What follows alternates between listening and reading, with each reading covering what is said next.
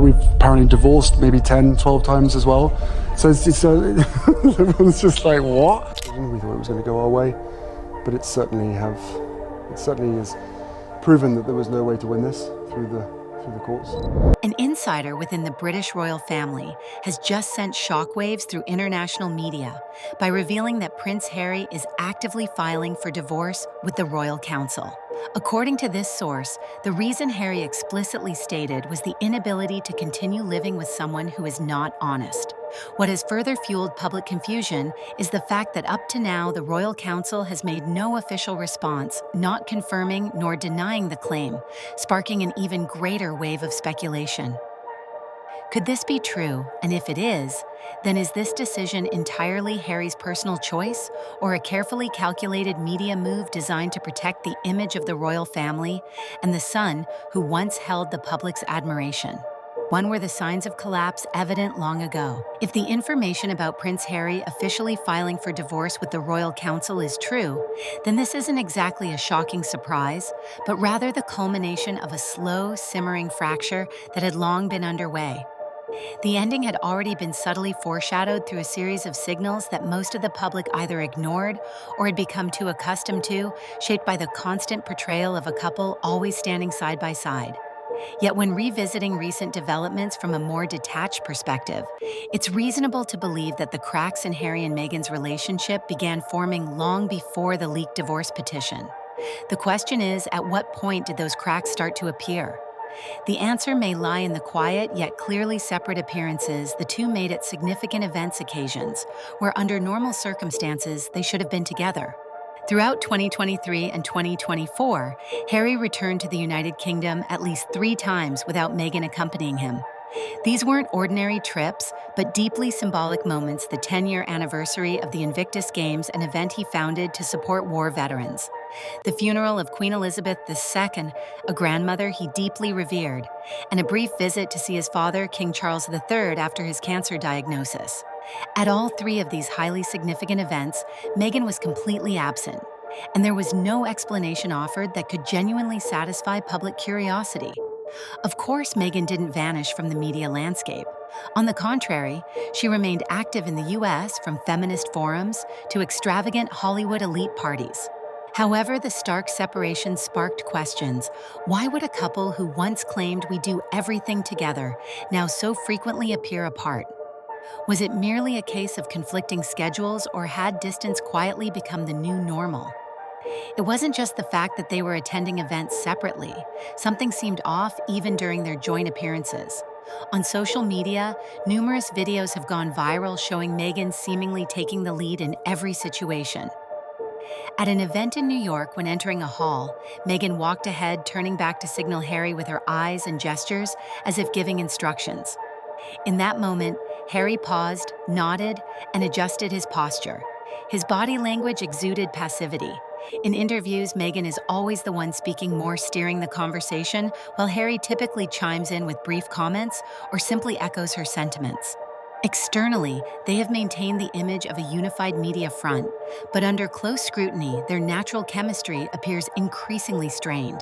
There's a growing sense that an unspoken agreement exists between them to preserve the ideal couple narrative for the media, at least until their major commercial deals and joint projects have been fulfilled. Many have begun comparing the current image of Harry to the man he once was. Once a soldier unafraid to take on the press, someone who openly addressed the trauma following his mother's death, he has now become a quiet man standing behind his wife. From being second in line to the throne, Harry is now associated with reality shows, podcasts, and commercial contracts. Is this transformation simply a reflection of a new lifestyle choice, or a sign that he has lost himself in the gravitational pull of soft power orchestrated by Meghan? According to a YouGov survey conducted in January 2024, only 26% of Britons held a favorable opinion of Meghan Markle, a steep drop from 55% in 2018. As for Harry, his approval rating also plummeted from 70% before leaving the royal family to just 38%. These numbers don't merely reflect a shift in personal image. They also suggest that the public has started to question the authenticity of the narrative the couple once crafted. Are these unaccompanied appearances just the tip of an iceberg now beginning to emerge? Is Meghan's absence from royal events not merely a scheduling conflict, but a visible sign of an ever-widening gap between the two? If Harry has indeed filed for divorce, is it a belated attempt to reclaim his freedom or a meticulously calculated move by the royal family itself to decisively sever ties with a now disruptive public image? There are no definitive answers yet to these questions, but what has become increasingly clear is this: things are no longer the same, and perhaps they never were in the way we once believed. 2. Could it all just be lies? What has increasingly driven public skepticism toward Meghan Markle is not merely her demeanor or attitude, but the things she has said, statements that over time or through the revelation of facts have proven inconsistent or misleading. What's particularly striking is that these alleged untruths aren't confined to trivial matters, but often appear in major calculated declarations made during extremely sensitive moments when media attention was intensely focused on her. This repeated coincidence has led many to ask, are these innocent mistakes or the result of a carefully orchestrated strategy? Let's revisit one of her most shocking claims, the accusation of racism within the British royal family. In the now infamous interview with Oprah Winfrey in March 2021, a turning point that marked the public breakdown between Meghan and Harry and the royal family, Meghan revealed that a member of the royal family had expressed concerns about the skin color of her unborn child, Archie. No name was given, no specific evidence provided, yet the implication alone plunged the monarchy into a global media crisis, prompting Queen Elizabeth II to release a statement emphasizing that the issues raised, particularly that of race, are concerning. However, once the media storm had passed, Meghan offered no further proof to substantiate her claim. In a subsequent interview with The Cut, when pressed further, she deflected the question and only reiterated that it was a very painful experience. What caught the attention of many was the fact that even Harry, who sat beside Meghan during the Oprah interview, later offered a different account. In an American interview, he said that the skin tone question had been raised in a tone of curiosity rather than malice. So who was telling the truth, Meghan, who framed it as a shocking moment of racial prejudice, or Harry, who saw it as an ill-considered remark, not a hateful one? That incident was just one of several inconsistencies in Meghan's public statements that have since been compared against known facts. In her 2022 conversation with The Cut, she claimed she had received no guidance on royal protocol and wasn't trained before the wedding. However, former royal staff came forward to refute this, stating Meghan had attended at least 2 formal etiquette training sessions and had been supported by an entire media and image management team. Meghan also once stated that she knew nothing about Harry before meeting him and did not research the royal family. Yet British media unearthed an old conversation between Meghan and a classmate from Northwestern University in which she expressed admiration for royal families and their customs, even having written an academic paper on Princess Diana. This led to another pressing question. Did Meghan truly not know, or was she intentionally crafting the image of a wide-eyed outsider to make her story seem more dramatic? These inconsistencies have prompted the public to re-examine the entire narrative Meghan has constructed about herself. Feeling isolated, being controlled, denied access to help, particularly during a period of mental health crisis. She recounted being confined indoors, having her passport withheld, and being unable to seek help during suicidal thoughts. And yet records show she was actively attending numerous social events at the time, including a trip to New York for an extravagant baby shower hosted by her U.S. media team, with celebrity guests such as Serena Williams, Amal Clooney, and Gayle King. Could someone who is truly trapped at home have done all that? The deeper one investigates, the more inconsistencies emerge.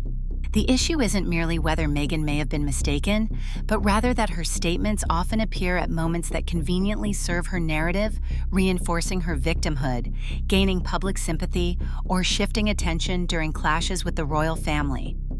It becomes clear that whenever public criticism intensified, an emotionally resonant story would surface, sometimes about mental health, other times about childhood trauma, or about her role as a worried mother. Whether intentional or not, Meghan seemed to possess a keen ability to provoke public reflection. Am I being too harsh on her? But that very dynamic gives rise to a more suspicious counter-question: if everything Meghan says is true, Why have so many insiders come forward to refute her? Why did so many of her staff resign en masse? Why have former assistants described her as emotionally manipulative and even accused her of bullying? Why has almost no one in the royal family, including figures who were once close to her like Princess Kate, maintained any relationship with her since she left? And above all, could that be part of the reason Harry ultimately found the marriage unsustainable?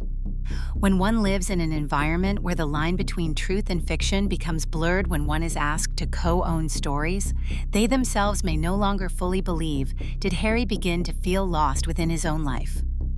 In the letter reportedly submitted to the Royal Council, the phrase "unable to live with someone who lies" carries a heavy weight if it indeed exists. Yet it could also be the fitting punctuation to a long chapter of irreconcilable differences. Differences the public may have quietly sensed for quite some time. From this, once again, a fundamental question reemerges.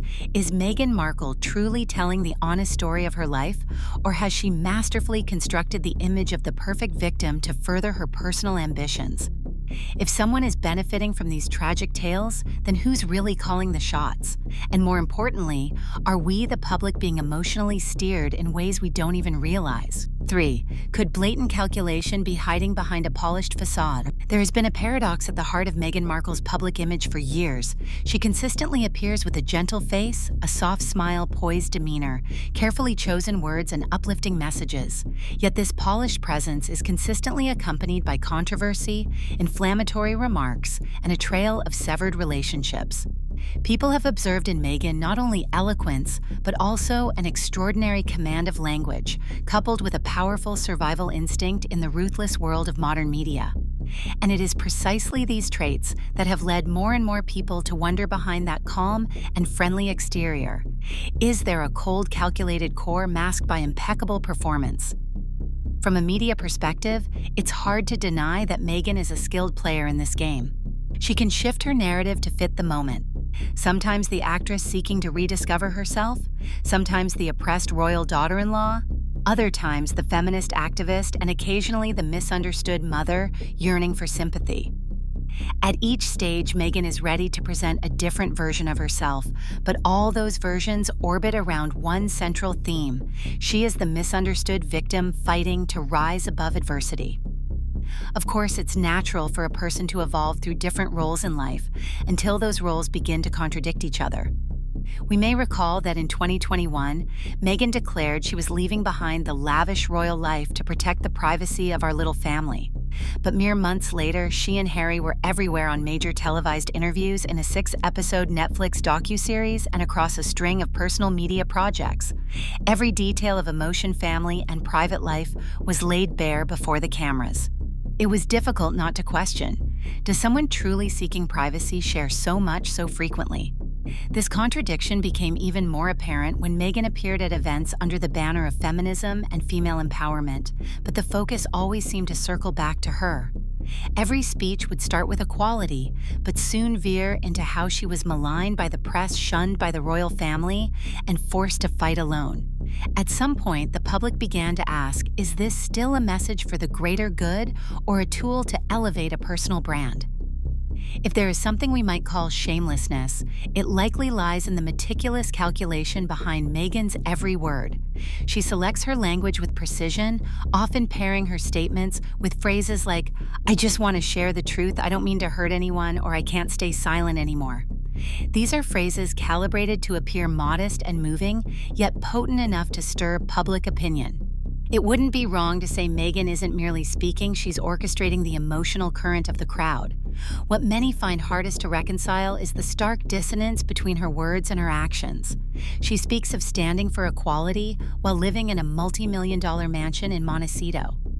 She condemns toxic media, yet signs exclusive deals with Netflix and Spotify to tell her personal story. She says she wants to serve society, but continuously draws media attention into long-running lawsuits against her father news organizations and even former palace staff. These growing contradictions have led many to re-examine the marriage between Meghan and Harry through a different lens. Some wonder, what did Harry come to realize? Did he truly understand Meghan from the beginning? Or was he swept into a media machine so polished that he didn't notice he was losing his own voice and independence? If Meghan is a woman of truth, why have so many people once close to her colleagues, assistants, even family walked away without looking back? The news that Harry filed for divorce is not shocking because of its headline value, but because it feels like the inevitable conclusion of a long process riddled with discord and disappointment. When a man once willing to relinquish royal titles for love now chooses to walk away from that very love, the reason must be far from trivial. And if the reported phrase in his letter to the Royal Council, "cannot continue living with someone deceitful," is indeed real, it's more than just an accusation. It's a solemn statement marking years of silent endurance finally reaching their end. Still, is it fair to criticize Meghan simply for being adept at media strategy? Or is the real issue that she used that talent to conceal hidden motives? Meghan may be a master of media. Few would argue otherwise. But perhaps in her quest to captivate and manipulate public sentiment, she lost something invaluable in any relationship: authenticity. And if that's what drove Harry to step away, can we really blame him? 4. Harry, the man being pulled along. At the center of the divorce saga between Harry and Meghan, if the leaked reports are indeed accurate, stands the most crucial yet most silent figure, Prince Harry. Once dubbed the lovable rebel of the British royal family, he now appears to be on an introspective journey, peeling away the fog that has long surrounded him, to rediscover who he truly is, and to reassess the woman who was once his love, his faith, his everything. But if Harry is truly contemplating the end of this marriage, one vital question must be asked: what has driven him to such a decision? Harry has long been adored by the public for his warmth, humility, and rare authenticity within the confines of royal protocol. A son who lost his mother at a young age, a man who served in the military and donned a real uniform on the battlefield in Afghanistan, Harry often broke the mold to live as genuinely as possible within his royal boundaries. And it was precisely this sincerity that led many to believe that when he chose to marry Meghan, a divorced American actress of mixed race with no aristocratic background, it was a pure act of the heart, a bold break from tradition for the sake of love. However, from 2018 onward, it became increasingly clear Harry was changing, and not everyone believed those changes were for the better. Once someone who cautiously kept his distance from the media, Harry suddenly became a regular figure in TV interviews, documentaries, and a stream of personal storytelling campaigns, all of which unflinchingly exposed the royal family's darkest corners. The image of Harry standing beside Meghan grew more and more familiar, not just as a companion in appearance, but in ideology. Yet the more time passed, the more he appeared to be walking behind her, rather than leading alongside. Some say this was transformation in the name of love, which is entirely possible. But we cannot dismiss the alternative that Harry was being drawn into an orbit where his own voice was gradually being diminished. In the Oprah interview, Meghan steered the conversation. When deals were signed with Netflix, the focus was on Meghan's experiences. In conflicts with the royal family, Meghan was the first to speak. Harry followed later, often as reinforcement rather than initiator. The growing imbalance in media power raised a question. Was Harry still himself? A man who sacrifices family fame and status for love is admirable. But when that man begins to lose his identity, his freedom of speech, and perhaps even his clarity of thought, then love may no longer be salvation, but a chain. Many media experts argue that since 2019, Harry's public image has been effectively restructured into the role of a husband who wholly supports his wife. He became the auxiliary force behind Meghan's every campaign, from keynote speeches to fundraising events. He gave up military roles, rejected royal privileges, and moved with Meghan to the United States, a decision he once called to protect our little family. But over time, this new life has not unfolded as smoothly as hoped. Media projects have hit snags. Spotify canceled their deal. Netflix slashed budgets. Their podcast ended due to lack of content. Slowly, whispers began. Had Harry sacrificed too much, only to find himself trapped in a life increasingly unstable and spiraling beyond control? And perhaps it was during that instability that doubt crept in. Not just financial doubt, but a deeper question about the true worth of everything he was standing beside. When Meghan's statements were repeatedly exposed as inconsistent, when former staff came forward with allegations of mistreatment, and when even relationships within Meghan's own family deteriorated, could Harry still wholeheartedly believe that his wife was merely a misunderstood victim, as he had once fiercely defended another lens worth exploring the psychological aspect? Harry has openly discussed his mental health struggles following his mother's death, admitting to years of feeling lost and directionless. When he met Meghan, a strong, decisive, articulate woman, he seemed to find refuge.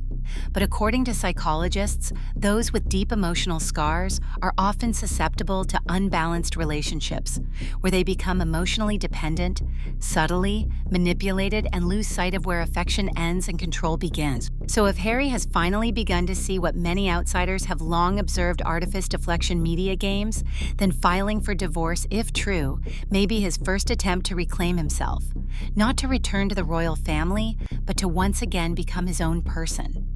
Still another theory lingers that this move may not be entirely Harry's own, that it could be the final play in a strategy orchestrated by the royal family to rehabilitate the image of a wayward son still worth redeeming. That distancing from Meghan is the exit strategy to save face in the public eye and bring closure to a miscalculated chapter. But even if that theory proves true, it changes little the marriage has reached its end. And among all the possibilities, one question remains unanswered. Has Harry truly awakened, or is he still just the last pawn in a game more carefully orchestrated than he ever realized? Fan 5. A royal conspiracy theory. As soon as the news broke, allegedly leaked from within, that Prince Harry had filed for divorce from Meghan Markle, a flood of questions immediately followed. Who leaked this information, and what truly lies behind what appears to be an accidental revelation? In a closed, tightly controlled environment like the British royal family, it's highly unlikely that such a sensitive matter would be exposed by mere coincidence. And that's precisely when the conspiracy theories began to surface. Could it be that behind what looks like a private breakup between two individuals lies a carefully orchestrated move by the royal family? To understand this theory, we must go back to the pivotal moment of Megxit, when in 2020, Harry and Meghan announced they would step down as senior members of the royal family. At the time, the royal family responded in classic fashion: no debate, no rebuttal, no public attacks, true to their tradition of quiet dignity. From a Western media perspective, that silence may be viewed as admirable composure, but it also came with disadvantages. While Meghan capitalized on every opportunity to tell her side of the story through interviews, media deals, and high-profile campaigns, the royal family appeared to be entirely absent in the battle over public narrative. However, experts who have followed royal media for years consistently emphasize the royal family's silence is never passive. Silence is a form of control. Not speaking does not mean not acting. For decades, the monarchy has mastered the art of controlled leaks, sending out messages through anonymous sources often labeled as insiders, with quotes vague enough to avoid accountability, yet pointed enough to steer public opinion in a specific direction. And in this case, the leak about the divorce filing could very well be part of that strategy. The pressing question is, why release it now? One possible reason lies in the need to cut losses on Meghan's public image, an image that has become increasingly unmanageable and unpopular with the British public. According to a March 2025 Ipsos poll, only 19% of Britons still view Meghan favorably, while Harry, though his approval has also declined, maintains nearly double the support. These numbers suggest that Meghan has become a public relations liability, whereas Harry, once labeled the prodigal son, might still be reintegrated if distanced from his wife. On another front, the current moment is extremely delicate for the royal family. King Charles III is undergoing cancer treatment. Princess Kate Middleton remains out of public view, and Prince William is shouldering the majority of official responsibilities. In such a tense climate, any internal distractions or potential scandals must be dealt with swiftly. The image of an independent Harry, separating from the controversy-laden relationship with Meghan, could be the most graceful way to help the monarchy focus on consolidating its new leadership without being dragged down by lingering drama. It's undeniable that Harry, despite stepping back from royal duties, still holds the title of Duke of Sussex, remains the king's son, and above all continues to be a deeply emotional symbol to the British public. If the royal family can convince the public that Harry has come to his senses and is willing to return, it wouldn't just be a reputational restoration, it would be a massive media victory. But to do so, the first and necessary step would be to separate Harry from Meghan, the figure increasingly blamed for all the turmoil.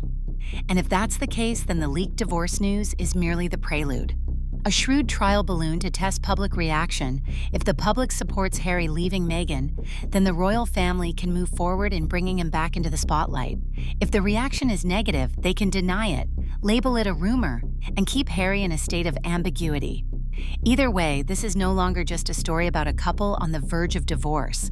It may very well be a carefully directed media campaign orchestrated by an institution that has long understood the value of image legacy and narrative control. However, to be fair, this conspiracy theory must also be placed within a broader context, because another possibility remains entirely plausible: that Harry genuinely wants to leave. That the royal family, rather than orchestrating, may simply be supporting him subtly without interference. After years immersed in American media culture, where fame and reality often diverge, perhaps Harry has finally realized what those closest to him once tried to warn him about. It's possible that he himself, not anyone else, was the one who initiated the leak as a way to publicly signal the shift he's preparing to make. There's yet another theory circulating that both sides, the royal family and Harry, stand to gain by allowing Meghan to become the sacrificial pawn in their respective strategies. The royal family needs a palatable conclusion to save face. Harry needs an honorable way out. And Meghan, who arguably has little left to lose, could continue to build her persona as the betrayed victim, just as she has done in the past. Therefore, the real question isn't just who leaked the news, but rather who stands to gain the most if the leak proves to be true. And if a coordinated media campaign is indeed unfolding behind this divorce narrative, then the public must begin to view it not as a simple failed romance, but as a high-stakes battle between the individual and the institution, between ambition and control. In this game, not everyone tells the truth, but the one who tells it better will be the one who wins the war for public trust. 6. Was this always an inevitable ending? As of now, although the news of Prince Harry filing for divorce from Meghan Markle has not yet been officially confirmed, the public reaction no longer seems to be one of surprise, but rather a quiet sense of understanding. For quite some time, their marriage has revealed far too many signs of fracture, too many unresolved tensions. And that's precisely why many can't help but wonder, was this the ending foretold from the very beginning? When Harry and Meghan wed in 2018, the global media hailed it as a symbolic turning point for the British monarchy, a traditionally conservative institution embracing a woman who was American, divorced, biracial, and a figure from the entertainment world. Back then, Meghan was celebrated as a breath of fresh air, and Harry was hailed as the prince who broke every rule for love. But perhaps it was that very rule-breaking not the start of a new era of inclusion, but a clear exposure of deep-rooted clashes in values, culture, and life purpose between two people from vastly different worlds. Meghan entered the royal family not just with her heart, but with the mindset of a seasoned media professional, accustomed to shaping her image, steering her narrative, and building herself as a brand that could evolve in many directions. In contrast, Harry was raised in a system where silence is survival, and he seemingly was never prepared for the reality of a partner who constantly sought the spotlight and insisted on controlling the entire story surrounding them. The distance between a traditional symbol and a modern icon, though romantic in theory, gradually became an irreparable divide. So if Harry truly is seeking to end the marriage today, it can hardly be called a shock. On the contrary, it feels like the logical conclusion to a partnership that no longer shares any common ground. One party wishes to preserve public dignity. The other is continuing a journey of personal assertion. And if the choice is between remaining tied to a woman who remains a lightning rod for controversy, or returning to an identity that once brought him respect and relatability, then perhaps Harry has finally made the clearest decision of his life. Still, as with all endings, what lingers isn't the ending itself, but the road that led to it. There was a time when people believed Harry and Meghan represented a brave love, one willing to defy prejudice and withstand pressure. There were moments when they stood side by side against a hostile media, choosing to abandon privilege in pursuit of a simpler, more grounded life. But today, in retrospect, Harry finds himself lost in a maze of media narratives, estranged from his family, with no firm place between two worlds. Meghan appears to be in a standoff with an entire nation, not just in the media arena, but in the hearts of the public. And between them lies a distance not marked by geography or legality, but by the silence between two people who once faced storms together, but can no longer find a shared voice. Feel free to share your thoughts in the comments below. Whose side are you on in this story? And don't forget to share this post and follow the channel so you won't miss any upcoming analysis on the figures who are reshaping public perception and the global media landscape.